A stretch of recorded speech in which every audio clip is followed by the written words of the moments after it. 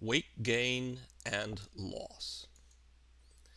Now, if you take a heavy object and you lift it up and down, I think you'll agree you notice that the object feels heavier sometimes, and sometimes it feels lighter in your hand. Now, if you look at this carefully, you realize that that apparent variation in the weight of the object depends on whether you're going with gravity or against gravity. Now, going against gravity would be if you're lifting it and speeding up. On the other hand, if you're lifting it but then slowing down, then you're going with gravity. In other words, if you throw a ball up into the air, when the ball is going with gravity, it's rising and slowing down. Now, the ball, when it's falling, it naturally speeds up, and so going with gravity, with the object that you have in your hand, you're going with gravity if you're lowering the object and speeding up. But then if you bring it to a stop as you're coming down, then it's coming down and you slow it down, and then you're going against gravity. And at that point, the object should feel heavy in your hand. Now, this kind of variation of weight you could call dynamic weight. And this same variation of weight occurs with characters. So, for example, in different stages of a jump, let's say that the character first starts to drop into the crouch, and so they're coming down and speeding up, and during that part they're losing weight. But then when the character's in the crouch and starts to push up, then they're gaining speed, going upward. At that point, the character feels heavy. It's as if the character has gained weight going against gravity. Then at some point, the character is rising and slowing down. In fact, while the character is up in the air, the character is just as the beginning of the jump, the character is rising in the air and slowing down. At that point, they lose weight. And then on the very last stage of the jump, in the landing, during the squash of the landing, the character is falling but slowing to a stop, and in that settle, the character, it's as if they gained weight. Now, these variations of weight, gaining weight and losing weight, we can measure this by using a digital force plate. This digital force plate that you see me standing on is essentially just an electronic bathroom scale that can record data on my laptop, and then the weight is displayed here on this projector screen.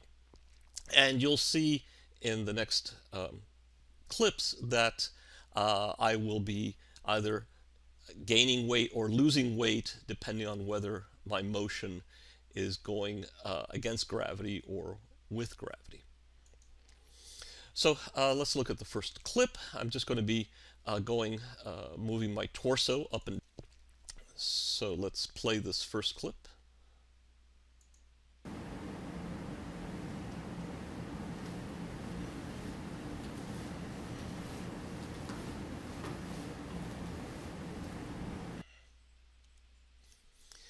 Now, if you watch that carefully, you'll see that, for example, here I am rising and speeding up. So here's two frames.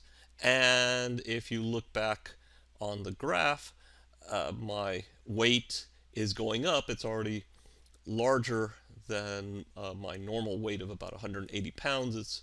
I'm rising and speeding up, so I'm up to 242 pounds. And in fact, as I'm Speeding up even more, my weight rises to an impressive 322 pounds. Well, let's look at another example. In this one, I'm raising and lowering just my center of gravity by flapping my arms. Now watch the screen in the back. You see the graph.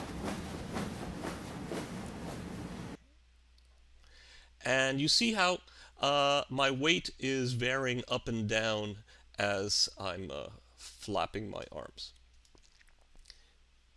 So here, my normal resting weight would be about 180 pounds, but these weight changes go all the way down to a weight of about 50 pounds and up to about 270 pounds simply by the fact that I'm raising or lowering my center of gravity by flapping my arms.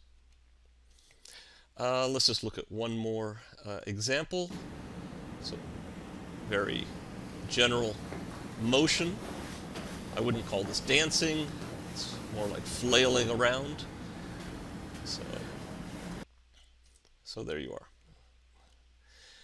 Now, this variation in weight is noticeable in character effects. So you see this in the character's clothing, the hair, if a character has fur, so forth. This variation in weight is visible in these character effects. Here's an example. Watch the woman with the red hair. Watch her hair as she's walking.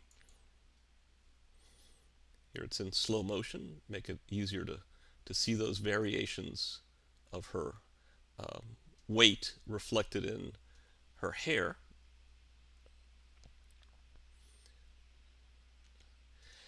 Now, Richard Williams, in the Animator's Survival Kit, describes this, or he calls this counteraction. And there he writes, when the character goes up, the drapery or hair or soft bits go down. So here in this illustration from his book, the character is coming down and speeding up, so she's going with gravity, losing weight.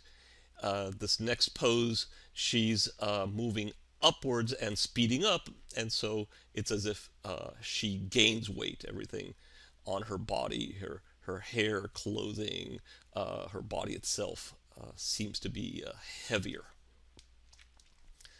Let's see this in a short clip from Madagascar 3. So watch Gloria as she's running in this scene. We see this counteraction in her body. So if you look carefully, you see sometimes she's lighter as she's going with gravity, say falling and speeding up. But then in other parts of her run, she's going against gravity, say also falling but slowing down, coming to a halt at the bottom of her step. And in that case, she gains weight, and we see this, especially in her lower body. Now, I should mention that this variation in weight gain and loss, you can also understand this in terms of follow-through and drag. So she's coming down in the step, and because of follow-through, her body continues moving downward. So this idea of weight gain and loss is not different from follow-through and drag. This is just another way of understanding this effect. So in summary, weight can vary when an object moves up or down, and that depends on the acceleration. So if it's accelerating downward, going with gravity, then it's a weight loss. If it's moving upward and speeding up, it's a weight gain. So here it says weight increases when the motion goes against gravity, such as rising and speeding up or falling and slowing down. Weight decreases when the motion goes with gravity, such as rising and slowing down or falling and speeding up. And this weight gain and loss in animation is sometimes called counteraction, and it's especially noticeable in character effects. Now, you shouldn't confuse this with weight shift. Weight shift is a different concept, and that's covered in another tutorial.